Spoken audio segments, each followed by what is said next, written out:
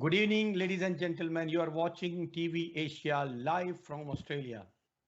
This is our weekly talk, but this today is very important day for Australia history. It is 26th of January, Australia Day. And we talk about 26th of January. There's a lot of discussion. We have the expert with us today, but fortunately or unfortunately, 26th January 20 is also important for India country also. We will discuss about the 26th, especially the today what happened in India. But is there any relation with 26th January with Australia and India? Let me share the basic what is Australia Day, and then we're going to learn more about from Dr. Bernard Malik. Thank you, Dr. Bernard Malik, being with us, and thank you, Professor Pitman. You are also, thank you very much, sir. So just basic for our listeners and viewers, what did Australia Day and how did the Australia Day start?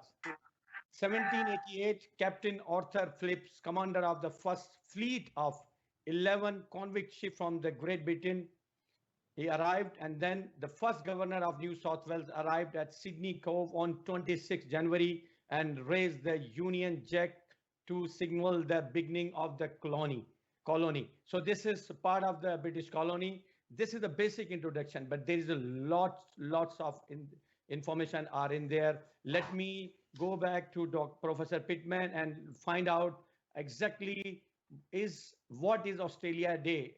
Professor Pitman, I like to discuss with you patch by patch. I don't want everything in one go. So just tell us what is Australia Day.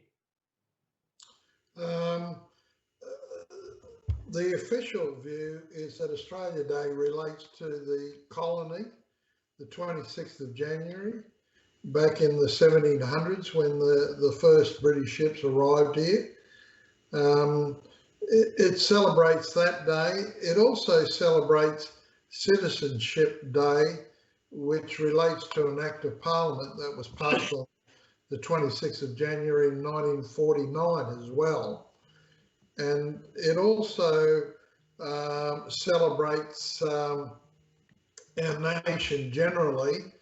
And in more recent times, there has been some celebrations about Captain Cook arriving here, although that occurred in April. And certainly the first peoples, the Aboriginals, have given it other meanings as well. So it probably relates to the colonisation and the citizenship days mainly, but it does have other meanings now. Right. Thank you very much, Dr. Bernard. You are serving community. You've been involved in different community, and you know how the migrant and is exactly benefit or sometime effective for the people. When we talk about the Aboriginals, how you find out, how you look that you also migrate from USA, India to USA, then USA to Australia. Again, there is a debate between the Aboriginals and then the people arrived here. How you are looking? What is your opinion on this? Look, the original inhabitants of this land are Aboriginals. Right. Between you, me, and Professor Grant, there is not much difference. He may have arrived probably 100 years before us or 200 years before us. I think basic point is, do we love the land? That's the main question. Yes, we love. Yes, absolutely. We love and adore it. The only problem happens is when there is a cricket match between India and Australia. Then we tend to love Australia in between and then love India more. But I mean, jokes apart, God forbid there is ever a nation on this land.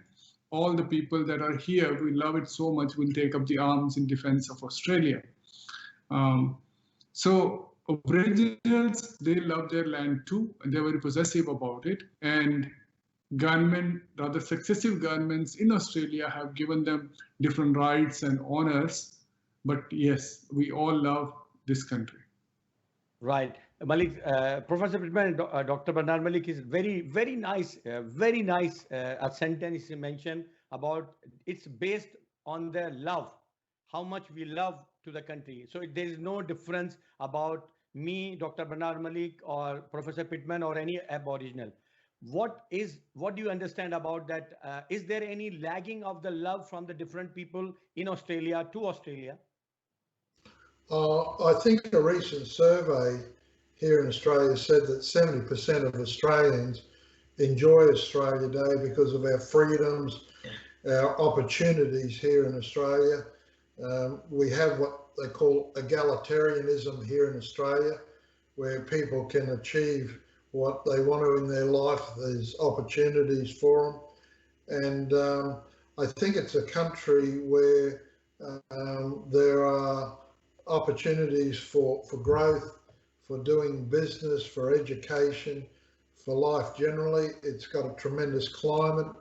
It's got tremendous tourism area, tremendous entertainment, and great love of sports. So we have a lot of good values. Probably in the last few decades, there have been some Australians who have pushed agendas about the colonists killing a lot of people initially, mainly Indigenous people.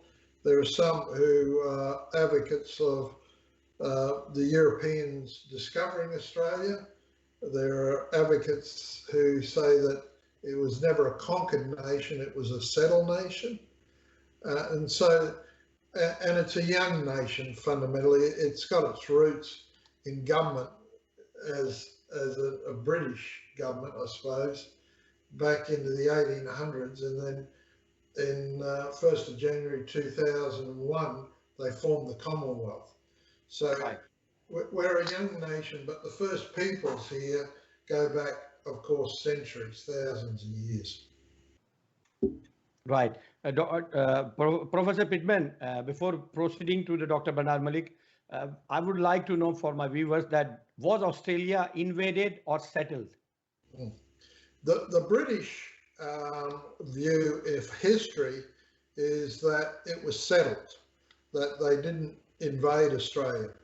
And the legal minds of the Australian governments and the legal process based off British law is that if it's settled, then British law applies.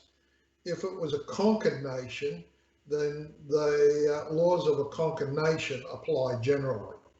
So the British see it as a settled nation where they've settled here freely and they've possessed the land. Therefore, British law, governments, regulations and whatever else comes with the British Empire was installed here in Australia. Right. Dr. Bernard Malik, similar things, but with a different, you've been busy, you've done the PhD on similar kind of subjects regarding the human nature, that when you find out something, most people are getting benefit, but there are some people always there. So in your own opinion, how you find Australia, invaded or settled country? I think it's arguably a very controversial topic. And currently, you see it's more so in the news, and every year it comes back to haunt during the time we want to do celebrate this day.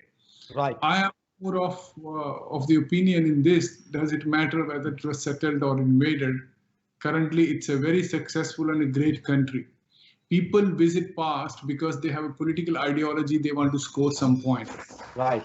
Things like this, I think it's pretty settled that we live in a great country and we want to celebrate our heritage, whether it was settled or invaded. Too late now, centuries have passed. I think what we need to ensure is the people, the Aboriginals here, do they have a great life? If not, let's try to make their life great. Let's try to make it good for everyone, regardless of what your origin is. Yeah, absolutely. Malik Saab, absolutely. This is really good. And again, the reason for asking about invaded or settled, because you've been to different countries and you feel the real value, real roots, the needs of the basic need of the people. So again, Australia, how you rate Australia compared to the different countries? Dr. Bernard. Australia is honestly a great country. It's a hidden treasure. I came here 11 years ago and I love every moment of it. I think that was a best decision of my life to come here, though it was very accidental, casual decision. But thank God, Australia has been very, very kind to me for my faults. I have found great friends here. People are absolutely lovely. It's a very tolerating country. It's a peaceful country. You could not have asked anything better for them. Professor Pitman, Australia now, since last 1 decade or 5 to 7 years, people consider is a multicultural country. And again, you engage in the system, you engage in the policy making. How you look that? Do you think that it was a need-based multicultural system? Country call is a need-based, or the people, the migrants, basically they serve from the roots, and that's why the system realized their efforts, and that's why they themselves realize that it's a multicultural country. What is the reason behind it? Oh, look, the first 60 or 70 years of colonisation of Australia were British and Irish and Welsh, Scottish. My ancestors came as convicts on one side of the family, so we wore a ball and chain. My grandmother came because she stole a handkerchief, and my great-grandfather came because he stole a leg of lamb. And my other relatives were free settlers who came out of England because there was no opportunities, and they were given assisted passage. So probably for the first 100 years in Australia, we were predominantly of British background. After World War II, they opened the country up more and more to multinational people. Industry was growing in Australia. A lot of people came out from Europe after World War II. And then probably in the 50s and 60s, 70s, here in Australia, many other countries came here because of the lifestyle. Dr. Bernard's right, it's a great country to live. It's friendly. There's not the intolerance generally from other countries. There's opportunities. You can own a house. We use the word egalitarianism, meaning everybody is fundamentally considered equal. And we don't put people on plateaus or on status. And so a lot of countries started coming here, and probably the Asian and Pacific areas probably started arriving in the 80s and 90s. And even in my local neighbourhood, I probably have about 6 families from India and Pakistan who live around me. When I was growing up as a young man, I've never seen an Indian person. Now I have many of them living around me. So it's a country where you can have all sorts of people living next door to you and around you. Dr. Bernard Malik, multicultural, when it's coming back to the word of multicultural, Dr. Bernard Malik name is always comes. And when coming back to the country of multicultural, that I think I would like to know from you, from your analytical view, that what would be the reason the country find out the people are very productive and they are bringing lots of, and again, that's one of the needs. It's not like easy, it's basic. The system is running, new people are coming, it's always difficult. Either it's a business, it's a school, it's a college, it's a university, it's a country. New people are coming, always there are difficulty, but after some time, with the efforts of mostly the effort of new people, the existing people are realizing their values, and then they start accepting. In your opinion, how you find out that what could be the reason that from last 7 to 10 years, the country shape is changed from the normal country to multicultural country, and it's doing very good? Yes, I might be corrected by Professor Pitman when I make this statement. I think until 1965, this country was all white country. Right. It came to migration from white countries, and rest all was selectively picked or not picked. Now this has become a free for all. I mean, as long as you meet certain criteria, yes, you can get in. Regardless of what the history is, we need to look at what the present is. Many times we create problems in our present because of the history that doesn't matter anymore. So I think today it's a very, very successful multicultural country, and that is all we have to speak for. So, Malik Sahab, when it's coming back to the multicultural country, I believe you would like to encourage both the newcomers and the existing people that with their efforts, the system shape has been changed. Look, I think more so by the white Anglo-Saxon people. They made a conscious decision to welcome non-white people. And they're very accommodating. It doesn't matter how nice I am, if my neighbor doesn't like me and my neighbors, or rather both the sides of my neighbors don't like me, it would be very difficult for me to live here. So the country here has decided to embrace the new arrivals. And this is what I say when I go out. No one questions me where I am from, why I am from, why do I look like this? And that's a blanket statement. Every now and then you'll find one jerk making a statement and you have to ignore and move on. But I think this is an absolutely lovely country, great people, loving people, accommodating. And I have found this even in US during my experience, that you talk to these locals, right? They bend over backward to help you. Same thing here. The gentleman on the panel, Professor Pitman, I had to ask him first. I needed to get certain things done, and he would work like there is no tomorrow. That shows the graciousness of people here. Lovely people, absolutely lovely and adorable people. Thank you, Dr. Malla. I think these words has a value, absolutely. That how nicely welcome, and that's why now everybody from the most part of the world, people are thinking that Australia is one of the best place in the world.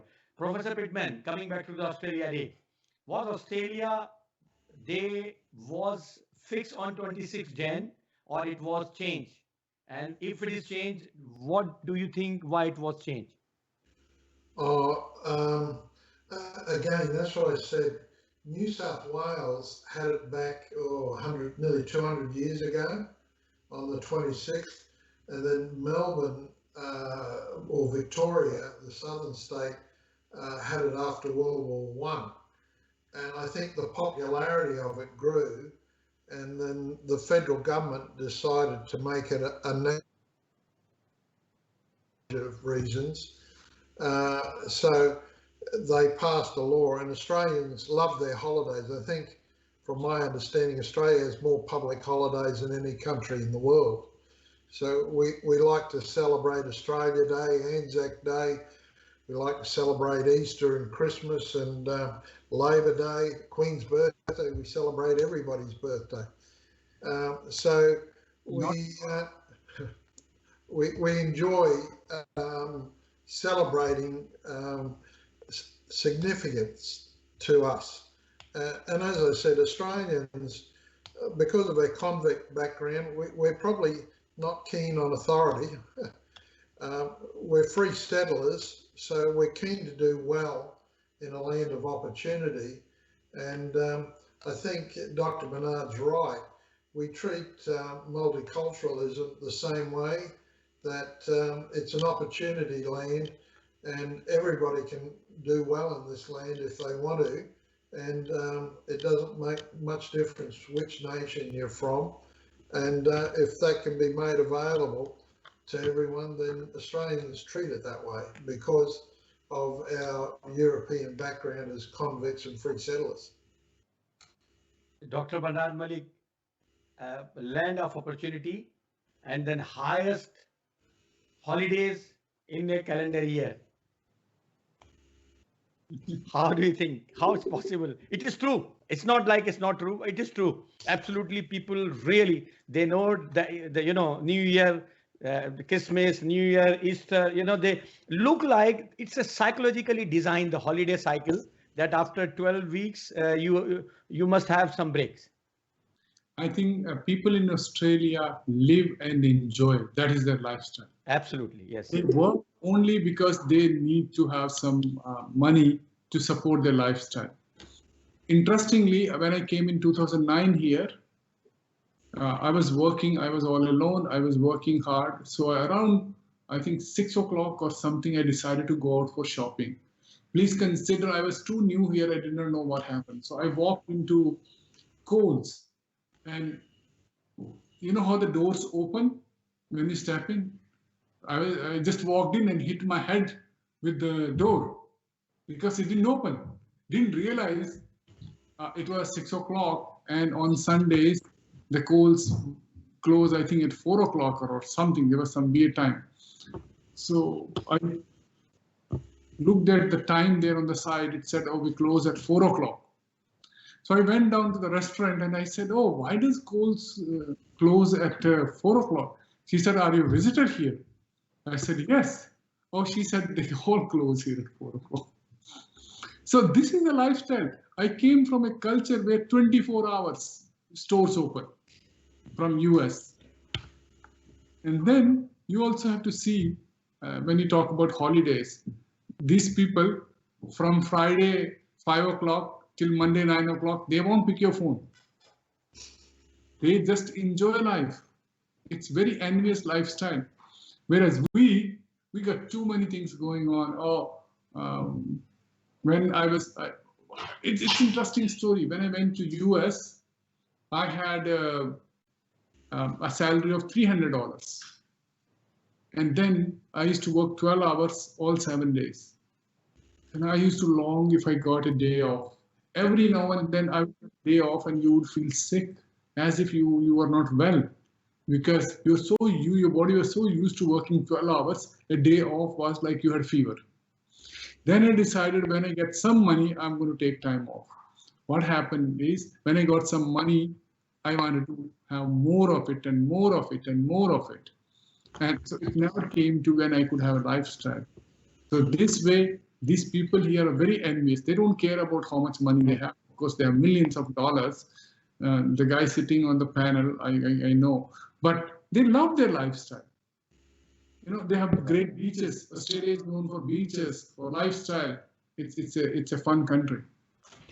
Professor Pitman, does that lifestyle and working style is designed based on the human psychology study by a lot of doctors like Dr. Bernard Malik, and then they design, okay, this is the way, or it's automatically, because why I'm asking you, because you've been part of it, or it's automatically defined by itself?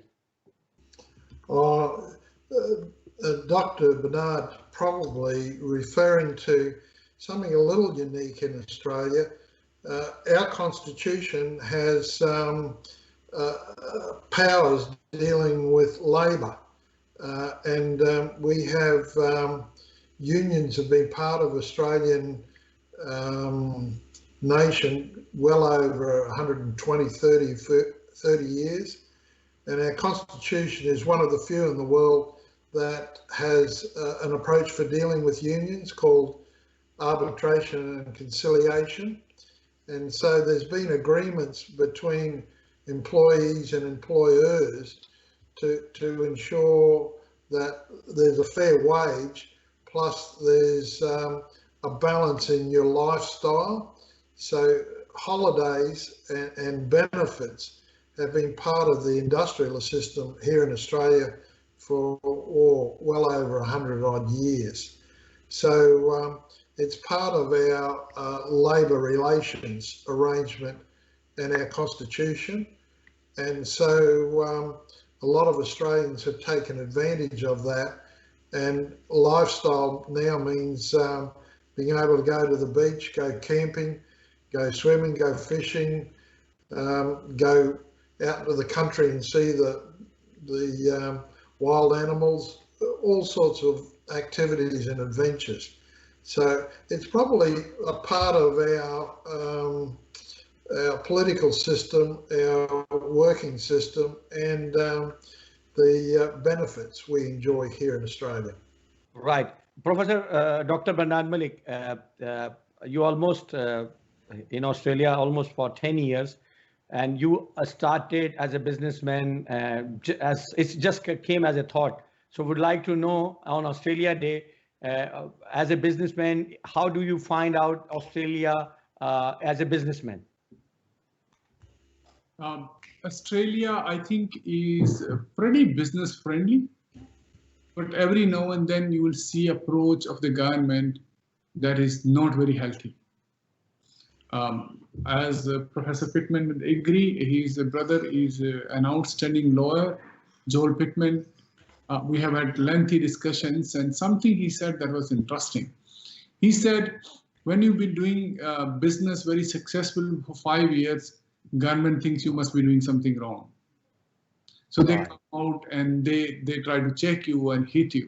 Having said that, that though was very relevant in a lot of businesses' character, but you find average approach of an Australia is very friendly. They support you. They don't discriminate against you.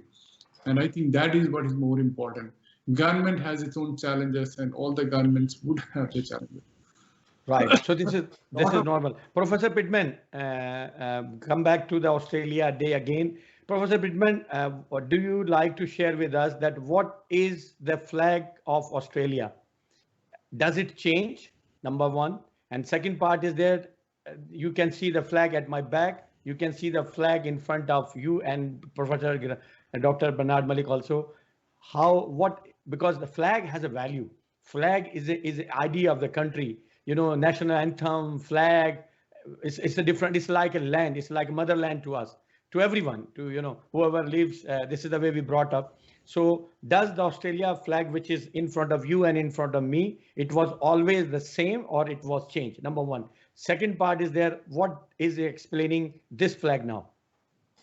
To answer your question, because we were considered part of the British Empire, the British and European societies always see a flag as representing their nation. In more recent years, the Australian government also acknowledges the Aboriginal flag and the Torres Strait Islander flag, but the central flag for the nation is probably seen as the flag that's behind you, and up in the far corner is what they call the Union Jack. So it's the British flag in the corner, which was the settled colony.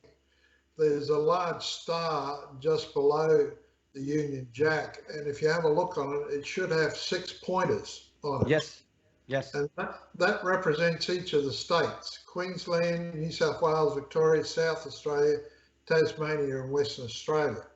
So it represents those states. Doesn't include the territories in Australia. And then over on the major wrapping part of the flag should be 5 stars, and that represents the Southern Cross. And when you go out here in Australia and look in the sky each night, you'll see the Southern Cross, which is a bit like if you're in the Northern Hemisphere, the Northern Star or the Northern Polar Star. And it can be a guide for shipping and for travel and so on. So here in Australia, it represents the stars that are common here in the Southern Hemisphere in Australia, called the Southern Cross. Right.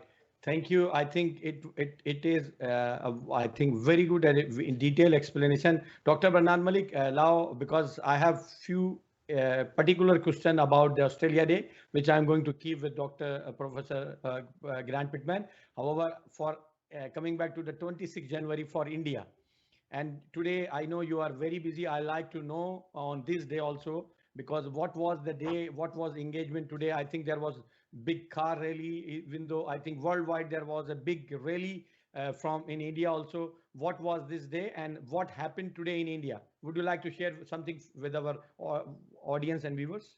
Sure. India became independent nation in 1947 on 15th of August. You know what happens to newborn nations? They don't have a constitution. So they passed ordinance to say that we'll form a constituent committee And so the new constitution was presented to the country after 3 years and accepted. So it became a republic from India being part of Commonwealth. It became a republic with a president. So India implemented the constitution and accepted it on 26th of January 1950, after 2.5 years. And how was it today? I think there was a big former supporters car rally in Brisbane. Yes, Brisbane has been the forefront of this support for farmers in India. You would know, as you've been covering through your channel, a lot of this news. In India, government passed 3 laws. It's deregulation of agriculture sector. They passed these laws. Farmers were not consulted, and farmers considered this as a direct assault on their freedom, on their way of life. So they said, no, we don't want to accept these laws. Having said that, they've been protesting in Delhi. Today they were going to protest in, take the rally to Delhi, the biggest rally in the world of tractors. They're going to take 200,000 tractor trolleys to Delhi. Unfortunately, the news is not good coming from home. One farmer has been killed. There is a major violence going on at New Delhi right now. It is not good news. What we were doing here was we were doing the first all-girls rally in the world in support of Indian farmers. And Brisbane has done it again, first thing in the world to support Indian farmers. So the car rally, female car rally, a woman car rally was never been done earlier before, or this is the first time? Nowhere in the world in support of Indian farmers. This was the first one. And please consider in every country there have been multiple rallies, car rallies and truck rallies and tractor rallies and human rallies. But this was the first one in the world as all girls car rally to support Indian farmers. Okay, I'll get back to you with this much or more detail. Professor Pitman, I'm living in Queensland, so I learned from the seniors that it's named with the the Queen's names. Similarly, I believe that before the show start, you were explaining that other states also inspire or having the names for the British Empire. So can you just explain, is there any other state other than the Queensland also have the name from the British rulers? Here in Australia, most of the states and towns have their names back in England, either from the monarchs or the country itself. For example, Queensland is named after the Queen at the time, which was Queen Victoria. Victoria, which is a state, is named after Queen Victoria. Adelaide, which is the major city in South Australia, is named after a royalty in England. Perth is named after a town in England called Perth. And Brisbane, of course, is also named after a town and I believe a governor here. So a lot of our towns and states are all named after either royalty or towns in England. So when you hear the names here, they have to ask, are you talking about England or are you talking about Australia? Right. So if this is the case, does the England system still has the influence in the Australian system, or is it independent? Yeah. Again, it's a little bit like Dr. Bernard mentioned. We had the white Australian policy up until the 60s, and it wasn't dissimilar that we referred a lot of our laws and our judicial systems could go back into England. But again, in the 50s, 60s, there was a range of decisions between the Australian and British government, which now puts Australia in the forefront of its own decision making and its capabilities. We still can, by rare exceptions, refer back to England, but 99% of our jurisdictional capability now rests with the Australian Parliament and with the judicial system. But of course, we still have a monarch, we still have a queen, and her powers still within the Australian political system, but she has a representative, and only on rare occasions is that deferred back to the Queen. Most of it now rests in Australia. Right. Dr. Bernard Malik, former protest. Dr. Bernard Malik, I think this car really, tractor really is ultimately show the world, it was really all international TV channels. I saw the thousands of the trucks there and going with. Now, do you think that just anything else is remaining to convince the government that please consider our value, our problems sincerely, or this is the last attempt? No. I think there'll be many more attempts. This is a stubborn government. And I just posted on Twitter that arrogance of one man has caused so much misery in Delhi. You are a democratically elected ruler. People have been democratically protesting for 2 months in Delhi and then 3 months prior to that. What's the problem? There's nothing personal here. If people don't like something, move on, repeal and go. And I think government is singularly responsible for what happened in Delhi. One confirmed death. I'm sure there are so many injured and there will be more deaths to follow the way government has done it. Farmers have been really troubled. They've been persecuted. They've been beaten up. Their tractors have been beaten up. It's a really miserable state in Delhi today, especially when it is Republic Day, a very honorable, very proud day for all Indians. And then this is what happens. Look, the interesting part that happened was all these farmers, they went to Red Fort and hosted farmers' flag there. One side is India's flag, the other side is farmers' flag. Farmers' flag. They put the government on notice that if you don't accept this, we are capable of doing a lot more than that. Malik sir, right. Now, this is the situation where the things are getting worse. What happened with the Supreme Court if they give the stay? Do you think that the possible hope from the Supreme Court to the farmers is very, very weak?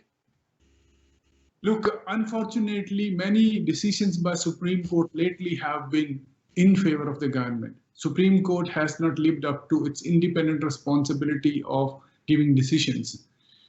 There was another protest at Shaheen Bagh in parts of Delhi last year. Supreme Court acted very partially against them in favor of government.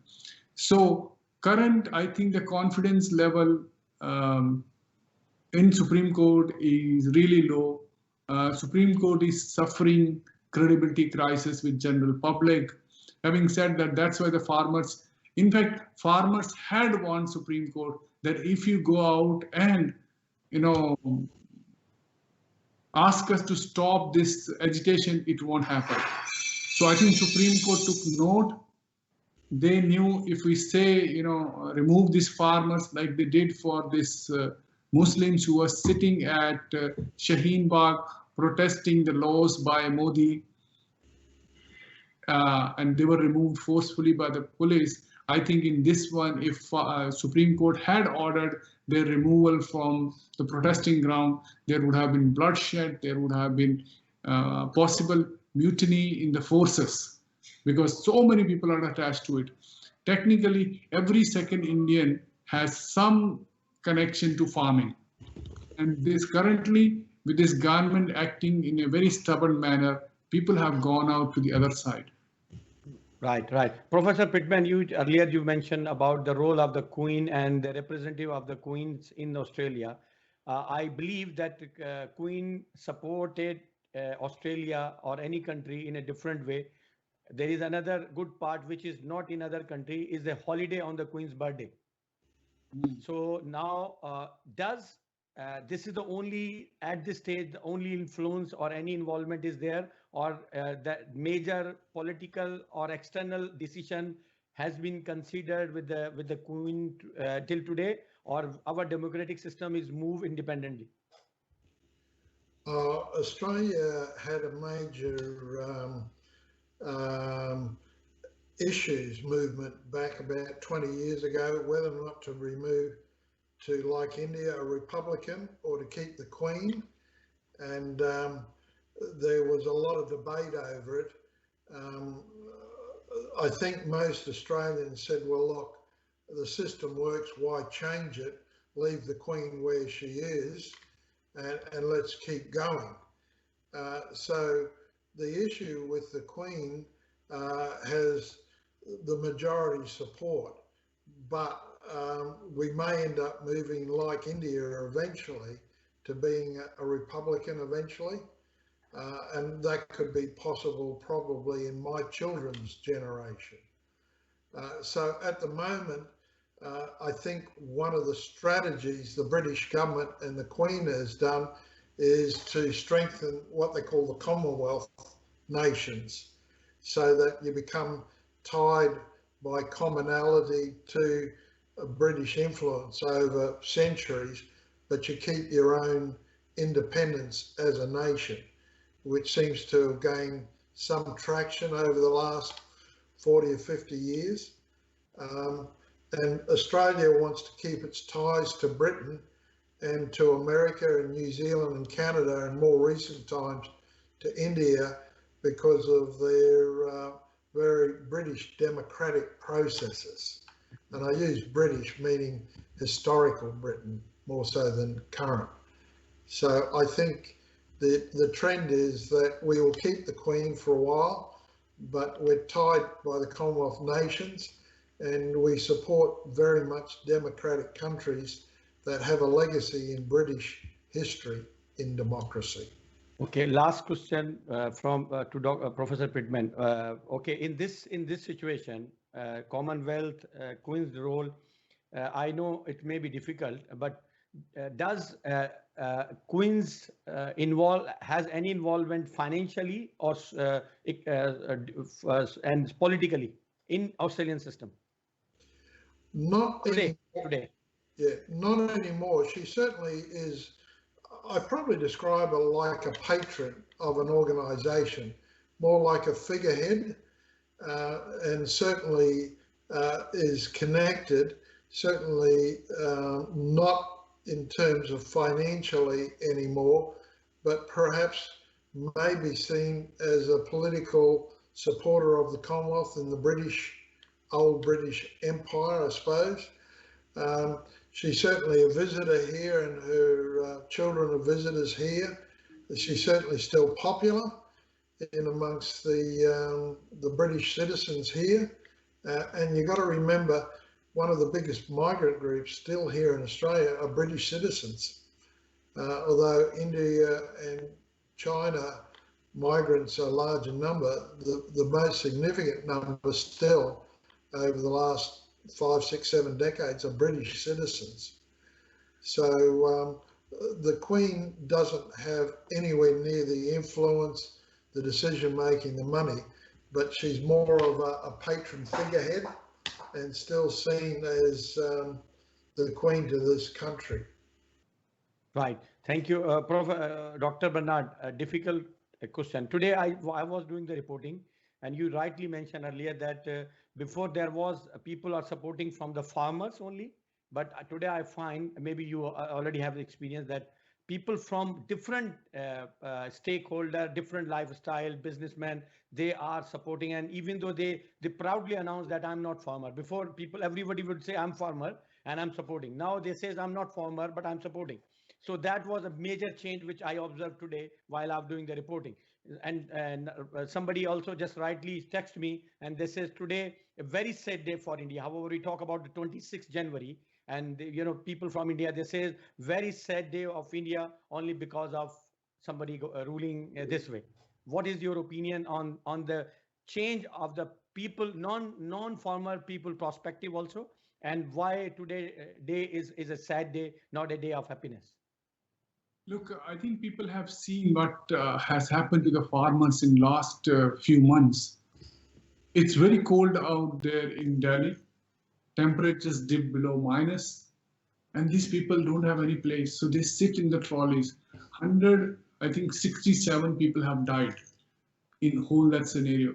This is such an insensitive government. Modi government is so insensitive, they don't care. They come and call you for, oh, let's have a meeting, let's have a dialogue, and then we have had 10 dialogues so far. No outcome has come.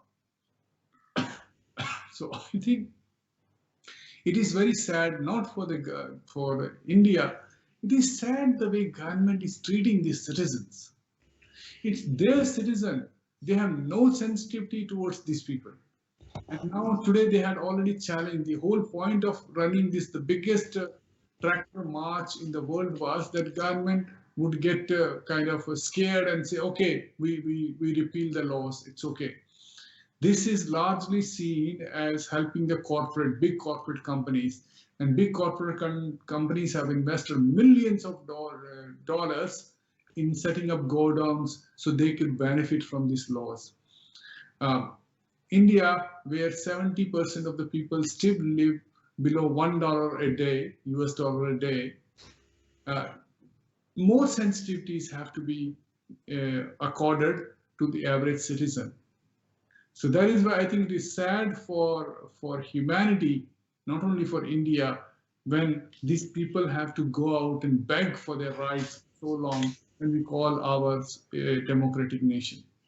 Thank you, Dr. Malik. Thank you, Professor Pitman. Again, Australia Day, or it's a birthday of anyone else. It's a new start of a new journey, new year, and I believe it's a blessed country. And ultimately, we are expecting that it must be blessed. On the other hand, we are expecting the same thing for our neighbor country, for Pakistan, India, where the situation is not settling nicely for the farmers. This is a life, and I believe in today's programs, TV Asia try to discuss that how the Australia Day is important. Ultimately, these topics is normally not discussed on the TV channel. They don't have the time, but we are here.